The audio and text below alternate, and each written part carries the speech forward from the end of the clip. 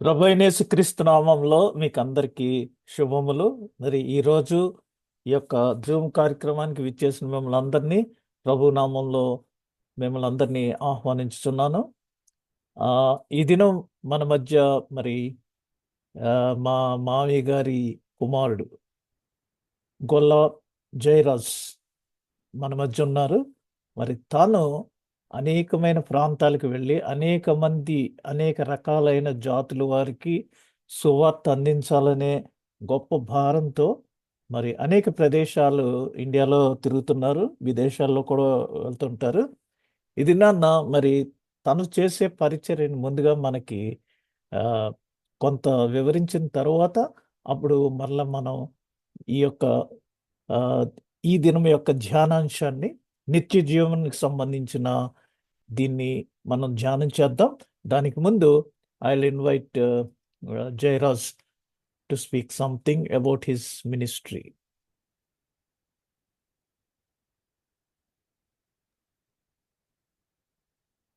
Okay, Uh, right Thank right. you. Yeah, Thank you for the opportunity I have this evening to be with the group organized by a dear brother Joseph Garu. Thank you thank you. ప్రభునామాన మీకు అందరికి శుభాలు తెలియచేస్తున్నాను. నా పేరు Golla Jayaraj. I am basically from Rajahmundry, Andhra Pradesh.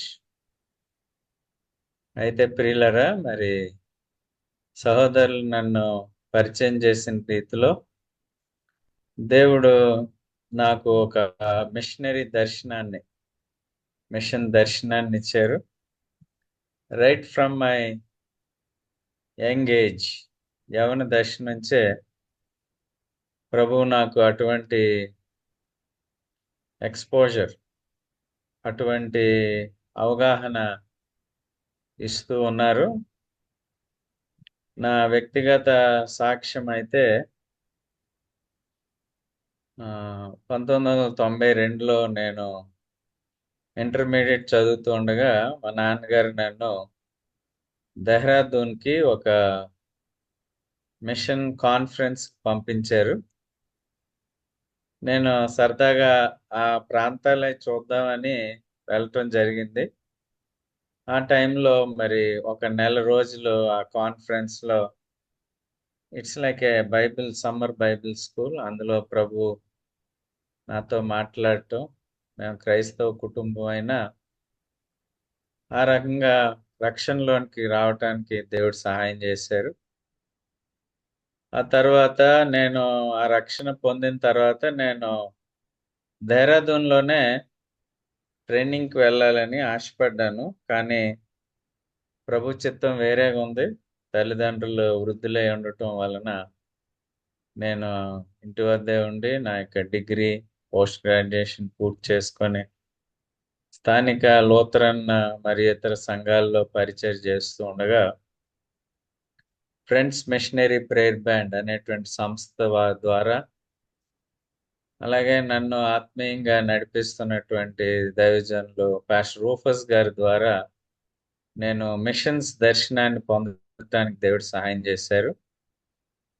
అయితే ప్రియులరా, మరి to make the long story short, ప్రస్తుతం మేము ఉత్తర భారతదేశంలో ఎక్కువగా, మీరు కానీ ఇండియా మ్యాప్ని గమనిస్తే, ఎక్కువగా ఢిల్లీకి పైనున్న భాగం, ఢిల్లీకి పైనున్న భాగం, ఢిల్లీకి పైన ఏమేమి భాగాలు ఉంటాయంటే ఉత్తరాఖండ్, హర్యానా, పంజాబ్, చండీగఢ్, జమ్మూ కాశ్మీర్, హిమాచల్.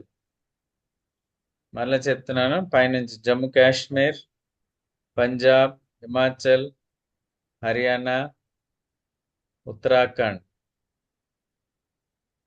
అలాగే కొంత భాగం ఉత్తరప్రదేశ్. ఈ భాగంలో దేవుడు పరిచర్యను ఇచ్చి ఉన్నారు.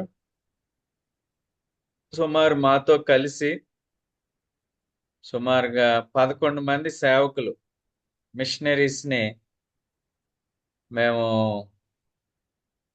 సపోర్ట్ చేస్తూ సంఘాలను స్థాపిస్తూ ఉన్నాం. ప్రత్యేకంగా నేను మీకు ఒక విషయాన్ని చెప్పదలిచాను. నేను ఈ పరిచర్లో సుమారు 10 నుంచి 12 సంవత్సరాల నుంచి ఉత్తర భారతదేశం తిరుగుతూ దేవుని కృప వలన ఇంక్లూడింగ్ నార్త్ ఈస్ట్ ఈశాన్య రాష్ట్రాలతో కలిపి భారతదేశంలో ఉన్న అన్ని రాష్ట్రాల్లో పరిచయం చేయటానికి, స్నేహితులను కలిగి ఉండటానికి, మిషనరీలను కలిగి ఉండటానికి దేవుడు సహాయం చేశారు. అయితే మరి ఎక్కువగా కఠినంగా ఉన్నటువంటి ఉత్తర భారతదేశంలో పూర్తిగా ఎక్స్ట్రీమ్ నార్థర్న్ స్టేట్స్లో పరిచయం చేయటానికి దేవుడు సహాయం చేశారు. మేము ఇప్పుడు ఒక 3-4 సంవత్సరాల నుంచి విపరీతమైన వ్యతిరేకత ఉన్నది. మిషనరీలను వెళ్ళగొట్టడం, మిషనరీలకు అద్దెలకు ఇల్లు ఇవ్వకపోవటం, కొంతకాలం పరిచయం చేసిన తర్వాత ఆర్ఎస్ఎస్ వారి దృష్టి వారి మీదకి రావటం, వారిని వెళ్ళగొట్టడం, ఈ రకంగా చాలా సెట్ బ్యాక్స్ మాకు మాకు పరిచర్యలో ఎంత ఎంత విజయం ఉందో అంతకన్నా ఎక్కువ సెట్ బ్యాక్స్ కూడా ఉన్నాయి. అందుకని మేము ఒక 2 సంవత్సరాల క్రితము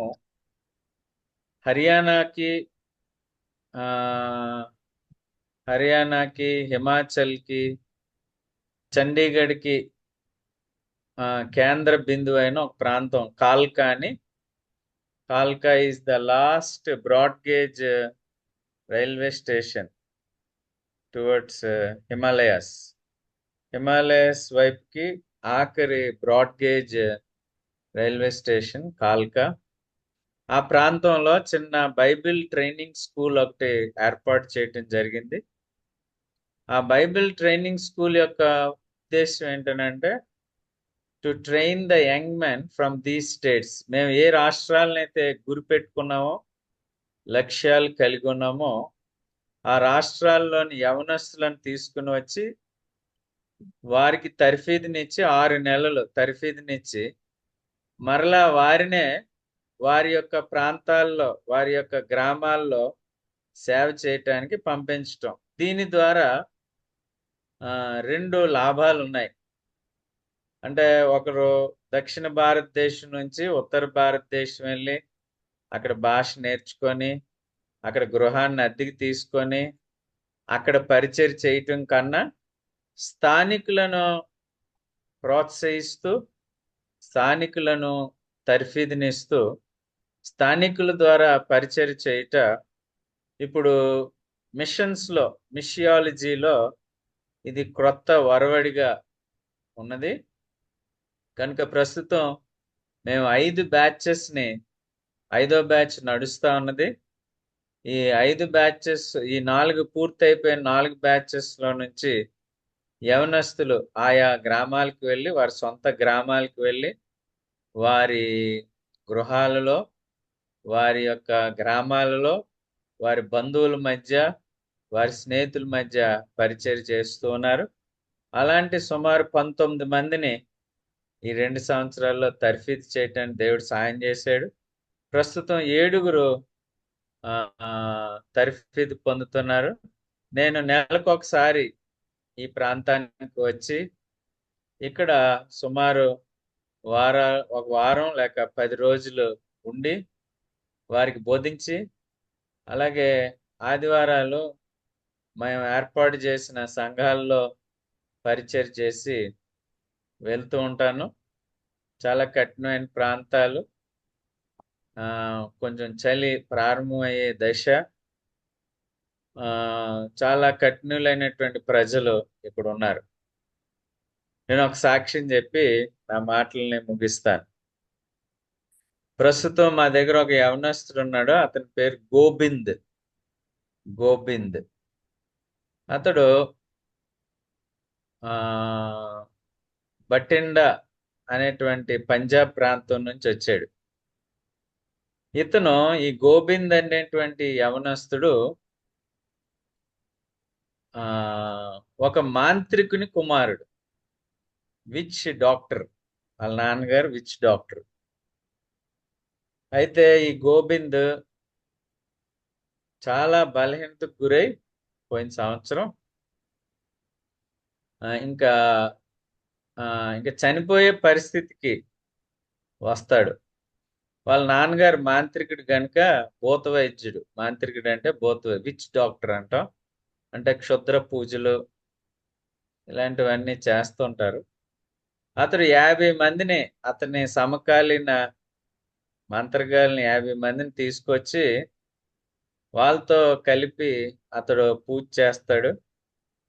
ఇంక ఉదయానికి అతని బలహీనత తీవ్రం అయిపోతుంది. ఇంకా చనిపోతాడేమో అనే పరిస్థితుల్లో అతనికి ఒక తెల్లవారుజామున అతనికి ఒక స్వరం వినపడుతుంది. ఆ స్వరంలో అతడు విన్న మాటలు ఏంటనంటే హల్లెలూయా, హల్లెలూయా, హల్లెలూయా అని 3 సార్లు వింటాడు.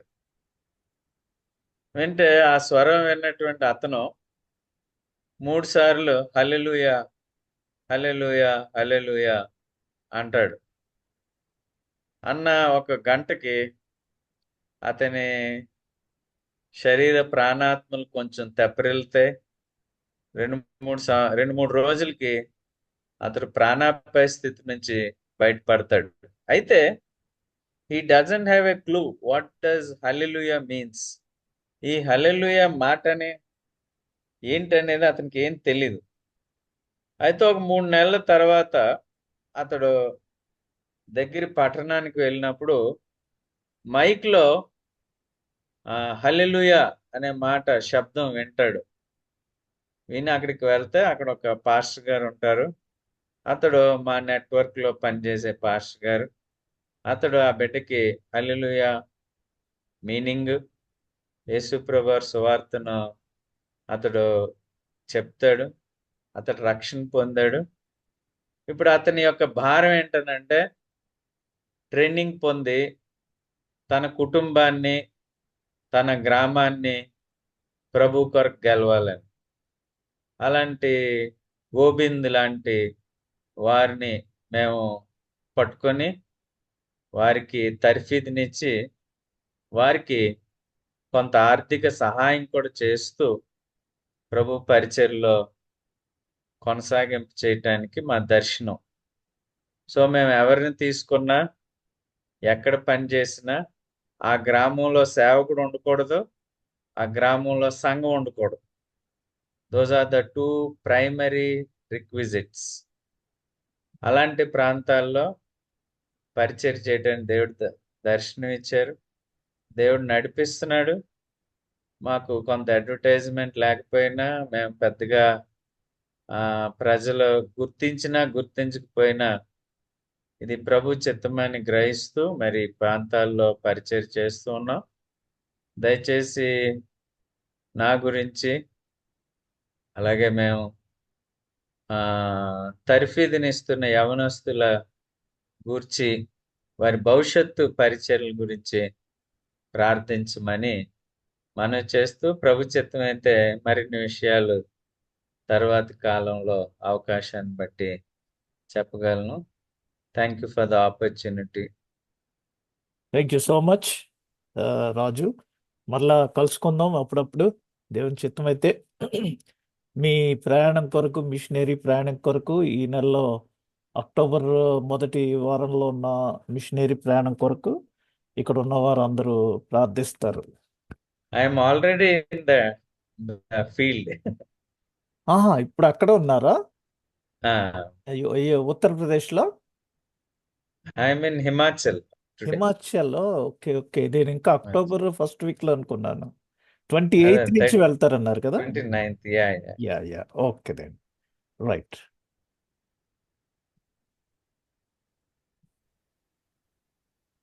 ప్రభు అయిన యేసుక్రీస్తు నామంలో మరి ఒకసారి మీకు అందరికీ వందనములు. ఈ దినం మన యొక్క ధ్యానాంశము నిత్య జీవం, అనగా ఎవర్ లాస్టింగ్ లైఫ్ అని చెప్తుంటాం కదా, నిత్య జీవము. దాని కొరకు మనం మార్కు సువార్త 10వ అధ్యాయము 17-27 వచనాలు ద్వారా మనం ధ్యానం చేద్దాం. ఆయన ఆ మార్గంలో పోవచ్చుండగా ఒకడు పరిగెత్తుకుని వచ్చి ఆయన ఎదుట మోకాళ్ళుని, సద్బోధకుడా, నిత్య జీవమునకు వారసుడు నగుటకు నేనేమి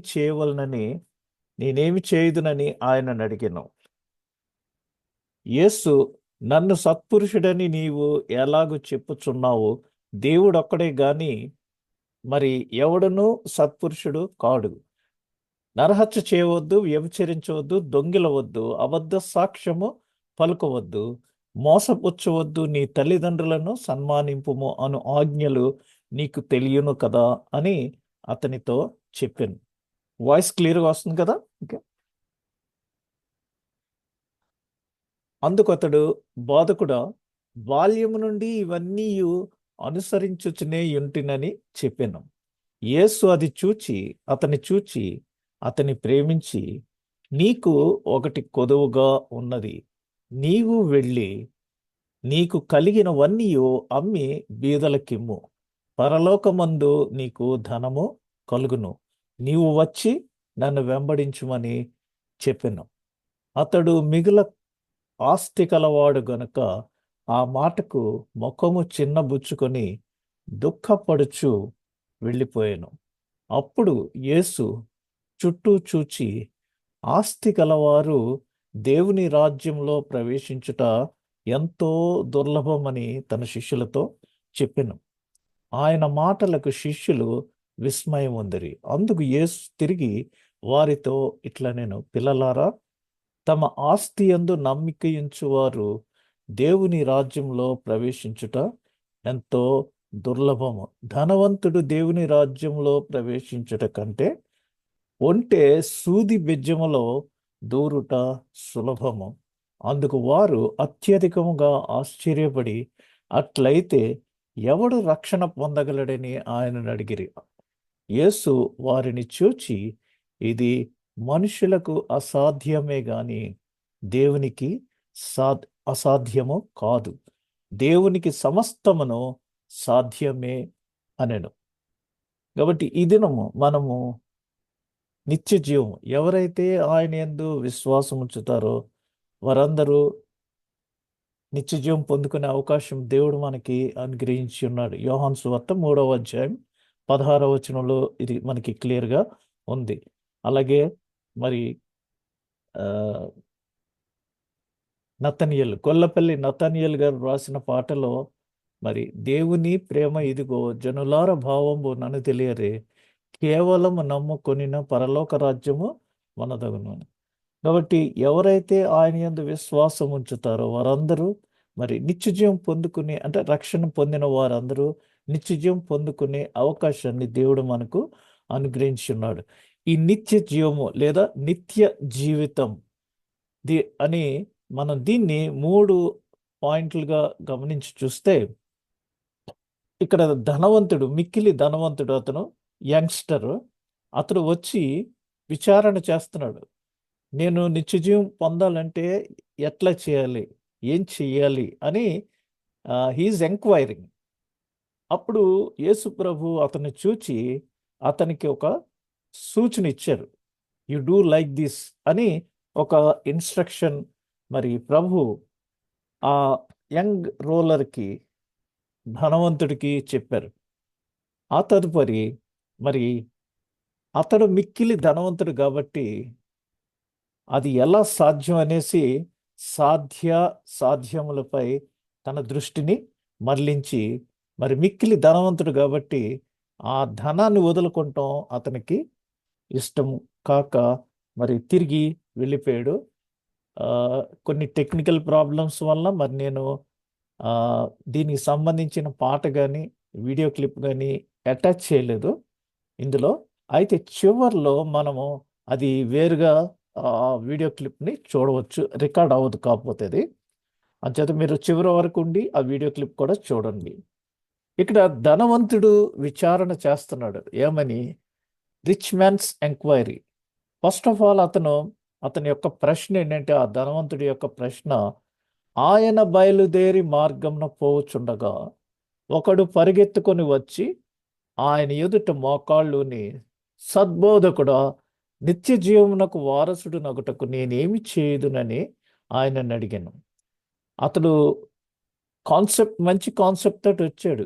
అంటే యేసు ప్రభుని దగ్గరికి వచ్చి మోకాళ్ళుని సద్బోధకుడా అని పిలుస్తున్నాడు.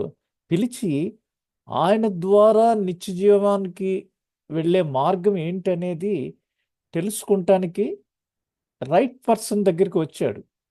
అయితే మరి ఇక్కడ అతను నిత్య జీవాన్ని కోరుకుంటున్నాడు, మంచితనాన్ని గుర్తించాడు. యేసు ప్రభు అని గుర్తించి సద్బోధకుడా, అంటే కరెక్ట్గా ఉపదేశించే బోధకుడా అని ఆయనను సంబోధించి ఆయన ముందు మోకాళ్ళుని, మరి ఆయన యొక్క మంచితనాన్ని గుర్తించి నిత్యజీవం పొందుకోవాలనేసి ఈ ధనవంతుడు యేసు ప్రభువుని ప్రశ్నించాడు, ఏం చేయాలి నేను అనేసి.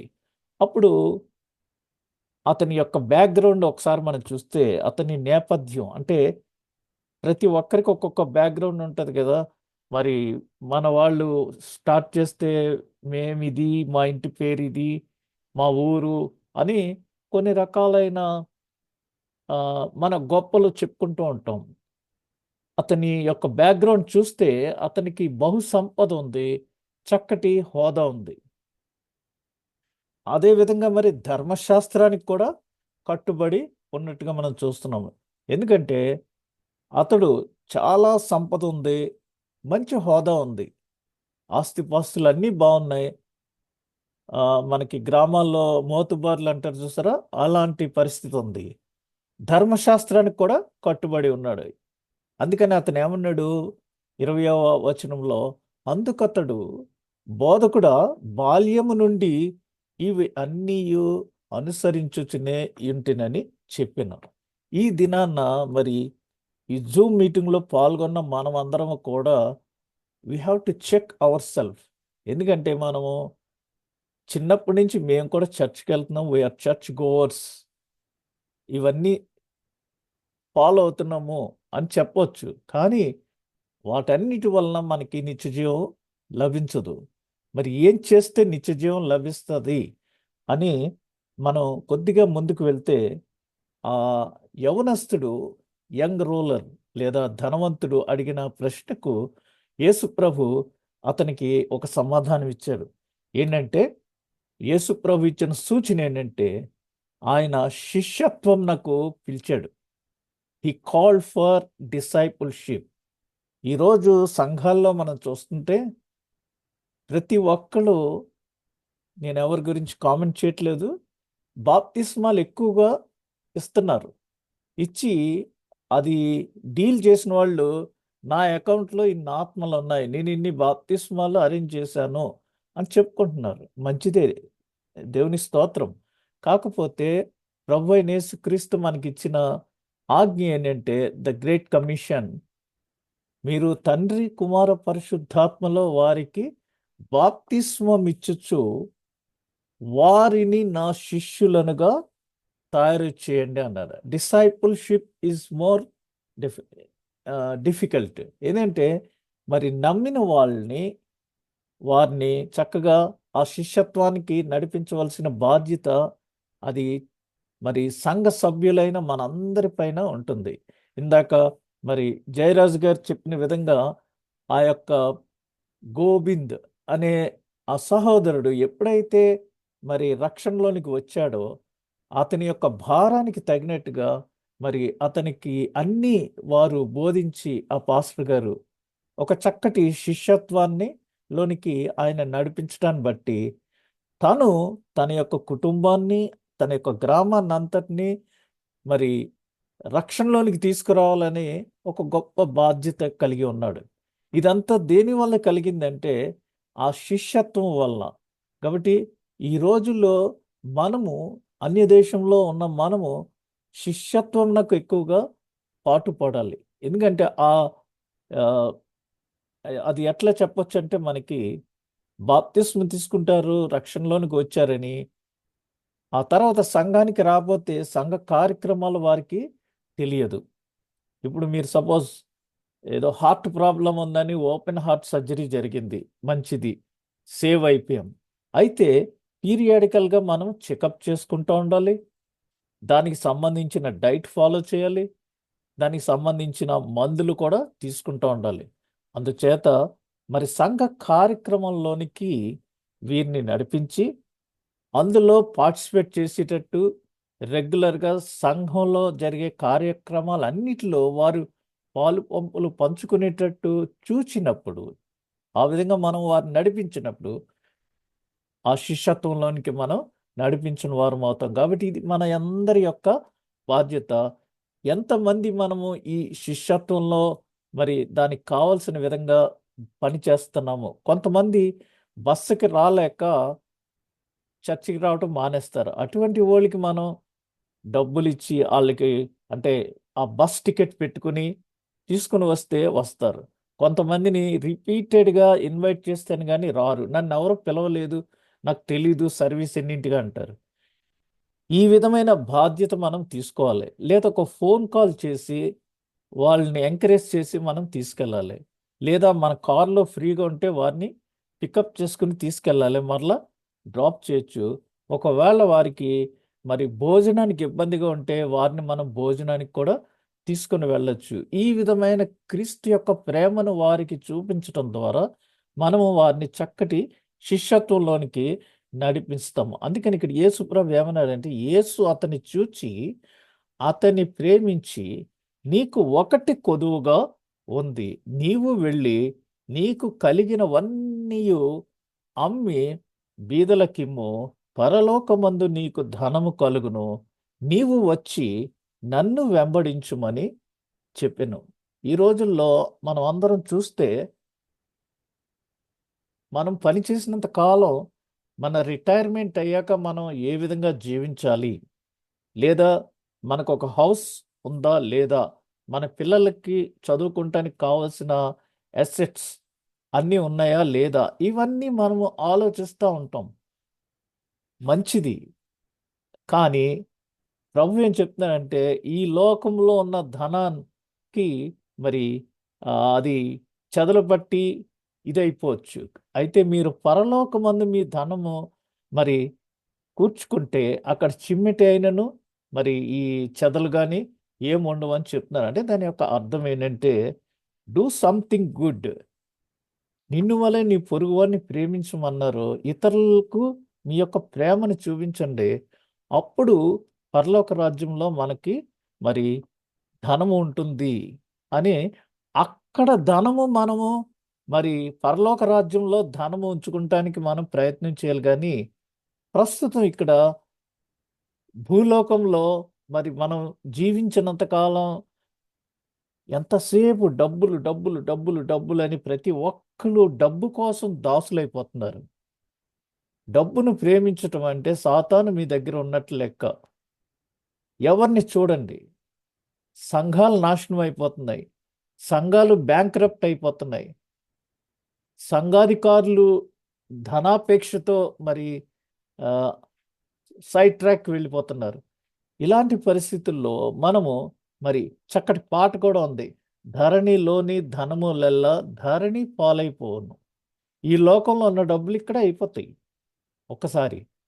మరి మనము మరణించిన తర్వాత పరలోక రాజ్యంలో చేరి నిత్యజీవం పొందుకునే ఆ టార్గెట్ని దాన్ని మనము ఫోకస్ చేసి దానికి అనువుగా మనం పరలోక రాజ్యంలో కొంత ధనాన్ని సేవ్ చేసుకుంటానికి ప్రయత్నించాలి.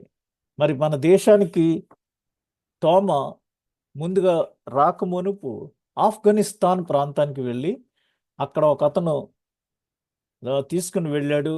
అక్కడ గుండోఫరస్ అనే రాజు దగ్గర అతను వెళ్ళి అతనికి ఒక చక్కటి ప్యాలెస్ కట్టాలన్నప్పుడు, అలాగేనండి కడతాను అని అతని దగ్గర కావాల్సిన డబ్బులు తీసుకుని అతను ఏం చేశాడంటే, ఆ డబ్బులన్నీ పట్టుకెళ్ళి, నేను మరలా మీకు ప్యాలెస్ కట్టే వరకు మీరు నన్ను పిలవద్దు, అంతా అయిపోయాక నేనే మిమ్మల్ని పిలిచి చూపిస్తానని చెప్పి ఆ డబ్బులు పట్టుకుని వెళ్ళిపోయి ఆ ఆఫ్ఘనిస్తాన్లో ఉన్న పల్లెల్లో అక్కడ పేదలకు బీదలకు ఆ డబ్బులు ఇచ్చి వారికి సువార్త ప్రకటించి వారిని అందరినీ ప్రభువులోకి నడిపించాడు. ఆ తర్వాత రాజు ఒకసారి అతను పట్టుకుని తీసుకొచ్చి, ఏమయ్యా అంతవరకు వచ్చింది, నువ్వు నన్ను ఇంతవరకు పిలవలేదు, కన్స్ట్రక్షన్ ఎంతవరకు వచ్చింది అది ఇది అంటే, అయిపోయిందయ్యా మీది ప్యాలెస్ రెడీ అయిపోయింది అన్నాడు. మరి ఏంటి పిలవట్లేదు, ఎక్కడ కట్టావు, ఏ ఊర్లో కట్టావు, ఎలా రావాలి అక్కడికి అదంటే, అక్కడ కట్టానండి అన్నాడు పైకి చూపించి. ఏంటి అక్కడ కట్టానే అంటున్నాడేనని రాజు కోపం వచ్చి అతన్ని జైల్లో వేస్తాడు. ఆ తర్వాత రాజుగారి తమ్ముడు అస్వస్థతగా ఉండి మరి మరణ పడక మీద ఉన్నప్పుడు ఎవరో సలహా ఇచ్చారు, మన దగ్గరికి ఒక అతను ఎవరో వచ్చారు కదండి దైవజనుడు, అతను ఒకసారి పిలిచి ప్రార్థన చేపిస్తే ఏమన్నా ప్రయోజనం ఉంటుందేమో అని చెప్తే రాజు తన తమ్ముడి పరిస్థితిని బట్టి తగ్గి, సరే తీసుకుని రండి అన్నప్పుడు ఈయన వచ్చి లోపల తన తమ్ముడు మరణించాడు. అప్పుడు తోమా వచ్చి అతని మీద చేతులుంచి ప్రార్థించినప్పుడు అతని తమ్ముడు లేచి కూర్చున్నాడు. కూర్చున్నప్పుడు ఆ రాజుతోటి, అన్నయ్య ఎంత చక్కటి భవనం కట్టావు నువ్వు అన్నాడు. ఇదేట్రా భవనం కడతాం ఏంటి, నీకెలా తెలుసు, నేనేం కట్టలేదన్నా. లేదన్నా, పైన కట్టావు నువ్వు, పైన నేను వెళ్ళి చూసి వచ్చాను, అన్ని గదులు చూసి వచ్చాను, ఎంత సూపర్గా కట్టావు నిజంగా అని చెప్పినప్పుడు రాజుకి ఒక్కసారి షాక్ అయ్యి వెంటనే ఆ రాజు కుటుంబీకులందరూ కూడా ముందుగా బాప్తిస్మం పొందారు. అందుకని కేరళ రాష్ట్రానికి రాకమునుపు 52 సంవత్సరానికి ముందు 42-52కి మధ్య మొదటి శతాబ్దంలో మరి ఆఫ్ఘనిస్తాన్లో క్రైస్తవత్వం వచ్చింది మనకంటే ముందుగా. ఆ విధంగా మరి మనకు కలిగినవన్నీ అమ్మి బీదలకిమ్ము. ఆది క్రైస్తవ సంఘంలో వారికి కలిగినవన్నీ ఆస్తులను అమ్మి అపోస్తుల పాదముల వద్ద పెట్టిరి. ఆ తదుపరి ఏముంది అక్కడ, అప్పుడు వారందరూ కలిసి సమిష్టిగా అన్ని భోంచేస్తూ ప్రతి వారి యొక్క అవసరతల్లో వారు సహాయం చేసుకుంటూ వచ్చారనేసి. ఈనాడు పరిస్థితులు ఎలా ఉన్నాయంటే ఓన్లీ టేకింగ్, రిసీవింగ్ ఓన్లీ. మరి తీసుకున్నవి ఎవరికైనా ఎప్పుడైనా ఆపద వచ్చినప్పుడు అవి ఇచ్చే పరిస్థితులు లేవు. కాబట్టి మనము శిష్యత్వంలోనికి తీసుకుని వెళ్ళినప్పుడు ఎవరినైనా వారిని చక్కగా ఆదరించే గుణాన్ని మనం, మంచి సమరయుడు ఏ విధంగా అతనికి మరి కట్లు కట్టి అతనికి ఆ ఛార్జెస్ ఎలాగిచ్చాడో ఆ విధంగా మనము సహాయం చేసే నేచర్ని కలిగి ఉండాలి. అంతేగాని కానుకలు సేకరించి చర్చిలో అవి అలా ఉంచటం కాకుండా మరి మనము మిషనరీల్ని ప్రమోట్ చేయటానికి కానీ ఇందాక చెప్పినట్టుగా జయరాజు గారు మరి వారిని పోషించటం వల్ల మనము పరలోక రాజ్యంలో ధనాన్ని మనం సంపాదించుకోగలం. ఇది మన రిటైర్మెంట్ అయిపోయాక మన జీవితానికి మనం ఏ విధమైన ప్లాన్స్ చేసుకుంటున్నామో, మనం ఈ భూమి మీద మన గుడారాన్ని వదిలి వెళ్ళిపోయినప్పుడు తర్వాత మన పరిస్థితికి సరిపడా ధనాన్ని మనం పరలోకంలో మరి కూర్చుకొనవలసి ఉన్నది. అందుచేత మనము నిత్య జీవం పొందుకునే వరకు, మన ఆత్మ అక్కడికి చేరు వరకు, మన ఆత్మకు కావలసిన జీవాహారాన్ని వారం వెంబడి వారం ప్రభురాత్రి భోజన సంస్కారంలో మనం తీసుకుంటున్నాం. అందుకనే దాని పేరు జీవాహారం. ఇక్కడ ఈ లోకంలో మనం జీవించటానికి తీసుకునే ఆహారం మామూలు ఆహారం. కొంతమంది తినటానికి పుడతారు, మనం బ్రతకటానికి తింటున్నాం. అయితే ఈ శరీరం ఇక్కడ వదిలేసి మనము నిత్యజీవం పొందుకుంటానికి మన ఆత్మ పరలోకం చేరు పర్యంతం, ఇట్స్ లాంగ్ జర్నీ. ఈ జర్నీకి కావాల్సిన ఆహారము, మన జీవాహారము ప్రభువు మనకి అనుగ్రహించాడు. మన పితరులు మన్నా తిని చనిపోయారు, కానీ ఈ జీవాహారాన్ని తినే ప్రతి ఒక్కళ్ళు జీవించే ఉంటారు, నిత్య జీవాన్ని కలిగి ఉంటారు. అందుచేత ప్రభు, నీవు వెళ్ళి నీకు కలిగినవన్నీ బీదలకు ఇమ్ము. చాలామంది ఎన్నో కబుర్లు చెప్తారు, కానీ ఏదన్నా డబ్బుల విషయం దగ్గరికి వచ్చేటప్పటికి బ్యాక్ ఫుట్ వేస్తారు, క్రికెట్లో ఫ్రంట్ ఫుట్ వేసి సిక్సర్స్ కొడతారు. కానీ డబ్బుల విషయం వచ్చేటడికి మన వాళ్ళు ఒక్కొక్కసారి వెనకంజ వేస్తుంటారు. అలా కాకుండా మరి చూడండి, ఈ భక్తుడు జాక్సన్ బ్రౌన్ అనే ఆయన ఇక్కడ ఏం రాస్తున్నాడంటే, సంతోషముగా ఉండే వ్యక్తులంటే ఎక్కువ పొందే వాళ్ళు కాదు, ఇతరులకు ఎక్కువగా ఇచ్చేవాళ్ళు. ఇతరులకు ఎక్కువగా ఇచ్చేవాళ్ళు. లాస్ట్ వీక్ అంతకు ముందు వారాల్లో నేను సాక్రిఫిషియల్ గివింగ్ అని చెప్పాను. అంటే మనం ఎంతో త్యాగపూరితమైన కరుణ అని చెప్పాను. ఆ త్యాగపూరితమైన కరుణ అంటే ఏంటంటే, మనకి డబ్బులు ఎక్కువ ఉండి అది ఇవ్వటం కాదు. ఎవరికైనా సహాయం చేయాలంటే మనకున్న లగ్జరీస్ కానీ మనకున్నవి కొన్ని తగ్గించుకుని సాక్రిఫైస్ చేసి అవి వారికి ఇస్తే అది ఇంకా ఆశీర్వాదకరం. అందుకని సంతోషంగా ఉండే వ్యక్తులంటే ఎక్కువ పొందే వాళ్ళు కాదు, మనకు ఉన్న దానిలోనే మనం ఇతరులకి ఎక్కువగా ఇచ్చేవాళ్ళం. కాబట్టి ఎవరు ఆ, మరి ఆత్మీయంగా ఇందులో గొప్ప అంటే ఇతరులకి ఎక్కువగా ఇచ్చేవాళ్ళు. ప్రభు అది అడుగుతున్నాడు. అందుకనే యేసు ప్రభు మరి ఆ చివరి దినాల్లో గుడిలో ఆ సమాజ మందిరంలో కూర్చుని అక్కడ కానుకలు పెట్టి దగ్గర కూర్చుని ఆయన చూస్తున్నారు ఎవరెవరు ఎలాగిస్తున్నారని. డబ్బులు ఎక్కువ ఉన్న వాళ్ళు మరి మన భారతదేశంలో తిరుపతి హుండీకి తీసుకెళ్ళి వేసేసినట్టు ఒక్కొక్కడు చిల్లర తీసుకొచ్చి అందులో వేస్తున్నాడు.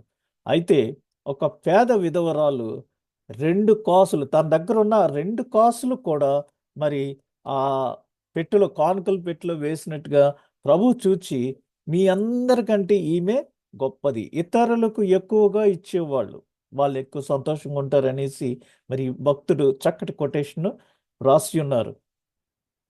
ఇక్కడ ప్రభు ఏం చెప్తున్నారంటే, మీ మార్గంలో వెళ్ళుము, మీ వద్ద ఉన్నదంతయు అమ్మివేయుడి.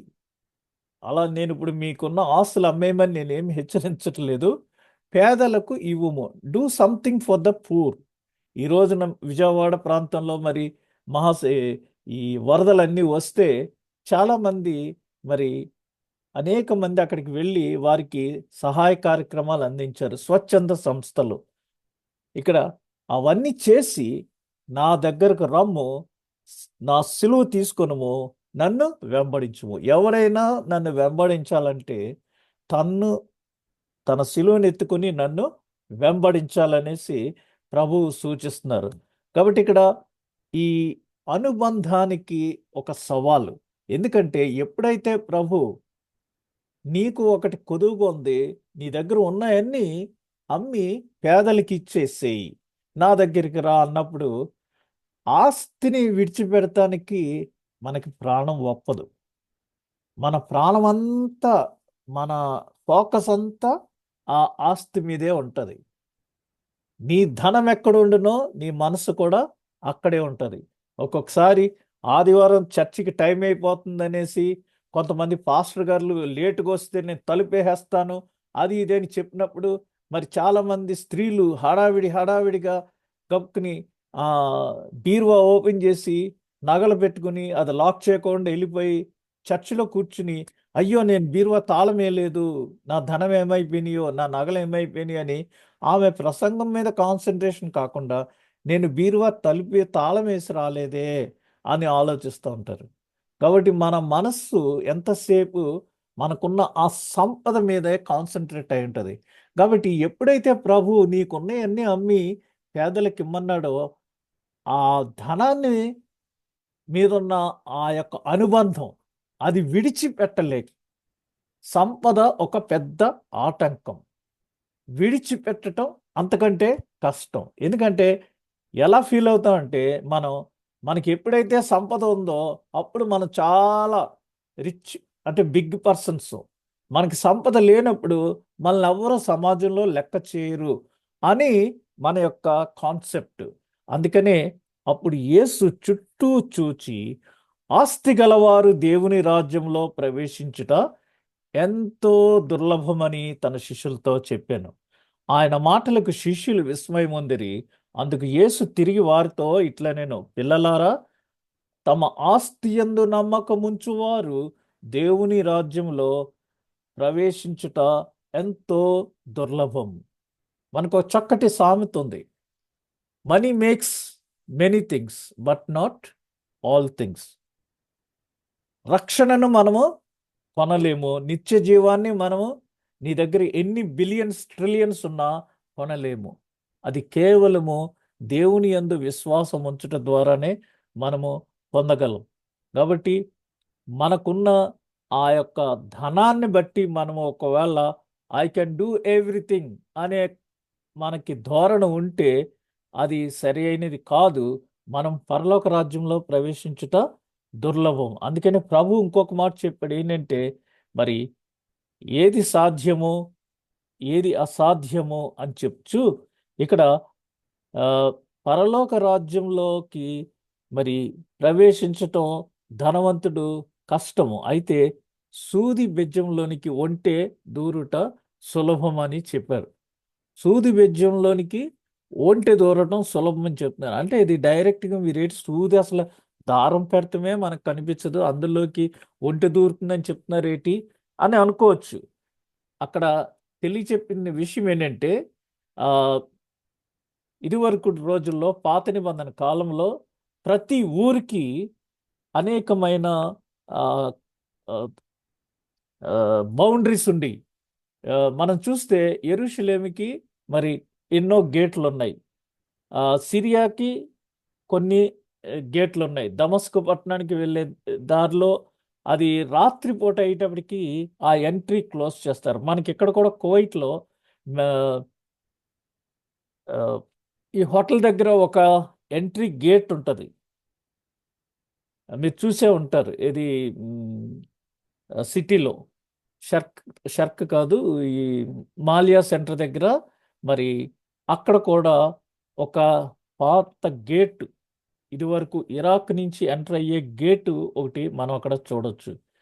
ఈ విధంగా ఈ గేట్స్ ఏం చేస్తారంటే రాత్రిపూట ఆ గేట్ బంద్ చేసేసి ఒక చిన్న డోర్ మాత్రం ఉంచుతారు. ఇప్పుడు జైల్లో ఎవరైనా వెళ్ళాలంటే ఒక చిన్న డోర్ ఉంటుంది, ఎవరైనా తల దించుకుని అందులోకి వెళ్ళాలి. ఆ విధంగా అక్కడ చిన్న గేటు ఉన్నప్పుడు అందులో నుంచి ఒంటె వెళ్ళటానికి ఒంటె ఇలా కింద కాళ్ళన్నీ ముడుచుకుని మరి అది కింద కూర్చుని అలా దేకుతూ దేకుతూ అందులోంచి అవతలకి వెళ్తుంది అనమాట. అందుకని నేను ఆ వీడియో చూపిద్దును, అయితే నాకు కొన్ని కారణాల వల్ల అది సెట్ కాలేదు. ఆ విధంగా ఒంటె అంత చిన్న ద్వారంలోంచి వెళ్ళటం ఈజీ, కానీ మరి ధనవంతుడు పరలోక రాజ్యంలో మాత్రం ప్రవేశించుట దుర్లభము అని ప్రభు మనకి ఈ వాక్యం ద్వారా సెలవిస్తున్నారు. సాధ్యాసాధ్యములపై మరి ఆ, దృష్టి ఉంచితే మానవులంగా మనం మానవ పరిమితులు, మనము ఎప్పుడైనా మనకి ఏదైనా ప్రాబ్లం వచ్చినప్పుడు వెంటనే మనము విదిన్ అవర్ లిమిట్స్, మన దృష్టి ఎంతసేపు మన పరిమితుల మీద ఆధారపడి ఉంటుంది. అందుకనే అందుకు వారు అత్యధికముగా ఆశ్చర్యపడి అట్లయితే ఎవడు రక్షణ పొందగలడని ఆయనను అడిగిరి. అందుకు యేసు ఏం చెప్తున్నారంటే మానవ ప్రయత్నం ద్వారా రక్షణ అసాధ్యం, ఇట్స్ నాట్ పాసిబుల్. అయితే దైవిక జోక్యం కొరకు మన అవసరాన్ని మనం గుర్తించాలి. మనకి మరి పత్రిక పాఠాల్లో ఉన్నాయి, మీలో ఎవడైనాను రోగిగా ఉన్న యెడల సంఘ పెద్దల్ని పిలిపించి వారి చేత ప్రార్థన చేయించుకోండి, వారు మీ తల మీద చేతులుంచి నూనె వ్రాసి మీకు ప్రార్థన చేసినప్పుడు మీ ఆ, ఈ యొక్క వ్యాధులన్నీ మీకు క్లియర్ అయిపోతాయి. ఈ విధంగా మరి మనకి ఏదైనా అవసరం ఉన్నప్పుడు మనం దైవ సహాయం కోరాలి కనేసి మరి వెంటనే ఆ, మనకున్న మానవ పరిమితుల్లో హ్యూమన్ లిమిటేషన్స్లో మనం వెళ్తే ఒక్కొక్కసారి మనం ఏమవుతామో అది మనకి తెలుసు. ఎందుకంటే ప్రయాసపడి భారం మోసుకొని పోచున్న జనులారా నా దగ్గరికి రండి, నేను మీకు విశ్రాంతినిస్తాను అన్నారు. పిలచుచున్నాడు నిన్ను ప్రభు యేసు, రమ్మనుచున్నాడు అని రండి రండి యేసుని యొద్దకు రండి అని ఇన్ని పాటలు మనకు ఉన్నాయి. అయితే మనం అవన్నీ పాడుతుంటాం, వచ్చు మనకి. మనకేమన్నా అయినప్పుడు మనం ఒక్కొక్కసారి మనము దేవుని మీద ఆధారపడుకోకుండా మానవులుగా మన దృష్టి మన కెపాసిటీలోనే మరి కొట్టుమిట్టాడుతుంటుంది. అట్లా కాకుండా మనం దైవిక జోక్యం, ప్రభువా నువ్వు ఇందులో జోక్యం చేసుకొని నీ సహాయం కొరకు మేము ఎదురు చూచుచున్నామని మన అవసరాన్ని గుర్తించి మనము దేవునిని ఆహ్వానించినప్పుడు దేవుడు మనకు గొప్ప అద్భుతములు చేస్తారు. ఎందుకనగా ఈ ఇక్కడ మరి మనకి దైవికమైన హామీ ఏంటంటే డివైన్ ఎష్యూరెన్స్. ప్రభు మనకిచ్చే హామీ ఎష్యూరెన్స్ ఏంటంటే యేసు వారిని చూచి ఇది మనుష్యులకు అసాధ్యమే కానీ దేవునికి అసాధ్యమో కాదు, దేవునికి సమస్తమును సాధ్యమే అనెను. మనం ఒకసారి గమనించినట్లయితే మరి దేవునికి సమస్తము సాధ్యం. ఈనాడు జరుగుతున్న ఈ యుద్ధాల్లో మరి దేవునికి సమస్తము సాధ్యం అనేది అక్కడ నిరూపించబడుతుంది. అంతేకాకుండా మనం చూస్తే యెహెజ్కేలు గ్రంథంలో అక్కడ ఎండిన ఎముకలు మరి తిరిగి జీవనదిని నా హృదయంలో ప్రవహింపచేయుము దేవా అని మనం పాడుతూ ఎండిన ఎముకలన్నీయు అని ఆడ పాడుతుంటాం. ఏంటంటే ఆ లోయలో ఎండిపోయిన ఎముకలకి మాంసం చేకూర్చి జీవాన్ని పోసే కెపాసిటీ ఉన్న దేవుడు మన దేవుడు. శూన్యంలో నుంచి సమస్తాన్ని సృష్టించిన దేవుడు. That is his capacity. అంచేత మానవులంగా మనకి ఇవన్నీ అసాధ్యమే కానీ దేవునికి అసాధ్యం కాదు. సమస్తమును దేవునికి సాధ్యము. దేవునికి అన్నీ సాధ్యం. వైద్యులు మరి వైద్య నిపుణులు చేతులెత్తేసిన ఈ అన్ని కేసులు కూడా దేవునికి సాధ్యం. ఆమేన్. అటువంటి పరిస్థితుల్లో చూడండి, అక్కడ 50 మంది మాంత్రికులతో వాళ్ళ నాన్నే ఒక భూత వైద్యుడు తన కుమారుని కొరకు ఏమీ చేయలేని పరిస్థితుల్లో దేవుడు అతనిని బాగు చేశాడు. ఎందుకు? దేవునికి సమస్తము సాధ్యము. మరి ఆ విధంగా దేవుడు తాను మహిమ పొందటానికి అటువంటి వారికి మరి స్వస్థతనిచ్చి తద్వారా ఆయన మహిమను అందరికీ తెలియజేస్తున్నారు. కాబట్టి మనము ఆ విధంగా దేవుని యొద్దకు శిష్యుల్ని నడిపించుచు మరి మనము ఈ రిచ్ రోలర్ అనగా ఈ యొక్క ధనికుడు మరి రెగ్యులర్గా చర్చికి వెళ్తున్నాడు, వస్తున్నాడు, అన్నీ చేస్తున్నాడు. బాల్యం నుంచి నేను అన్నీ చేస్తున్నాను అని చెప్పాడు. అయితే అతనికి ఒకటి కొదువుగా ఉంది. నీ ఆస్తి అంతా అమ్మి బీదలకిమ్ము. అమ్మో అది మాత్రం నేను చేయలేనంట. చాలా మంది చర్చకు వస్తారు, నిన్ను ప్రభు వలె ప్రేమిస్తున్నాను అని చక్కగా పాట పాడుతుంటారు. కొంతమంది దగ్గరికి వెళ్ళేటప్పటికి వారి చెయ్యి ముందుకు రాదు షేక్ హ్యాండ్ ఇవ్వటానికి. ఎందుకని మీరు ఎన్నైనా చెప్పండి పాస్టర్ గారు, నేను ఆవిడితో మాత్రము నేను సమాధాన పడలేను, నా వల్ల కాదన్న. మళ్ళీ ఆవిడ పేరు సమాధానం. ఆవిడ పేరేమో సమాధానమ్మ, ఆవిడేమో వేరే వాళ్ళతోటి సమాధాన పడలేదు. ప్రభు సన్నిధికి వచ్చిన మనము అందరితోనూ సమాధానాన్ని కలిగి ఉండాలి. వాళ్ళు ఎటువంటి వాళ్ళైనా మనం అనవసరం. మనం వారి కొరకు ప్రార్థన చేయాలి. శత్రువుల కొరకు మనము ప్రార్థన చేయాలి. ఇది మనకి ప్రభు నేర్పించింది. ఆయన శిలువ మీద ఉండి తండ్రి వీరేమి చేయుచున్నారో వీరెరుగరు గనుక వీరిని క్షమించమని ప్రార్థన చేశాడు. So this concept we have to adapt. అందుచేత మనము సంఘానికి వెళ్ళే మనము, సంఘారాధనలో పాల్గొనే మనము మరి ఊరికనే వెళ్ళి వచ్చేసే విజిటర్స్గా కాకుండా నాట్ లైక్ చర్చ్ విజిటర్స్, మరి దేవునిని ఆరాధించే దేవుని శిష్యులుగా డిసైపుల్షిప్. మరి ఫిలిప్పు మిగిలిన వారందరూ అంతియొకయ వరకు సువార్తను ప్రకటించినప్పుడు అంతియొకయలోని ప్రజలు మరి ఎక్కువగా విశ్వాసంలో మరి పరిశుద్ధాత్మను కలిగి ఉన్నారు. ఆ రోజుల్లో ఎవరైతే యేసు ప్రభువుని సేవిస్తున్నారో వారిని శిష్యులు అనేవారు.